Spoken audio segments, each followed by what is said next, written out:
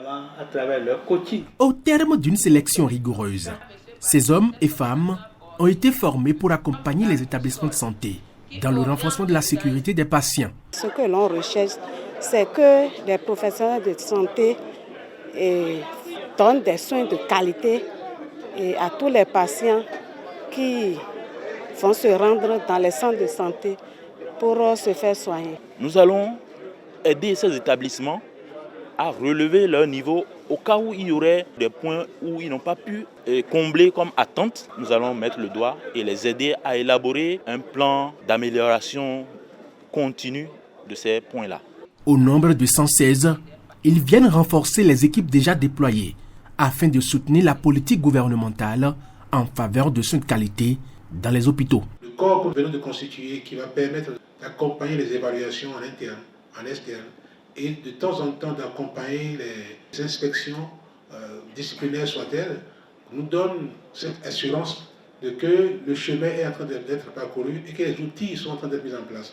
Et vous êtes aujourd'hui le prototype, le premier outil que je considère mis en place pour aider l'ensemble de notre pays à aller droit devant la question de qualité en matière de soins. Professionnels de santé et futurs évaluateurs externes, ils s'apprêtent à rejoindre le terrain avec un sens élevé de la responsabilité. Ces formateurs, ce qu'on attend d'eux, c'est que, qu'ils aient tous bien compris le dispositif avec tous ces critères et la manière de le mettre en œuvre pour être capables d'accompagner les établissements dans lesquels ils vont en leur donnant des conseils. C'est qu'ils soient capables d'être dans la posture qu'on attend d'eux, posture d'évaluateur, et ne pas se comporter comme des juges. C'est plutôt un processus d'accompagnement qu'ils doivent faire. Ceux qui vont montrer une volonté de ne pas vouloir s'améliorer, une volonté de ne pas mettre en œuvre cela, la sanction tombera. Mais si c'est qu'on n'a pas fait parce qu'on ne sait pas faire ou parce qu'on ne peut pas faire, on va accompagner en expliquant comment il faut faire.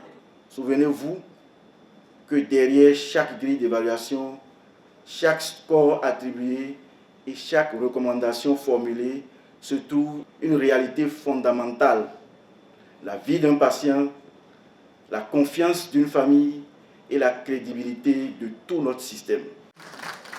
Déployés sur l'ensemble du territoire national, ils constituent le second regard de l'autorité de régulation de la santé pour veiller au respect des normes de qualité.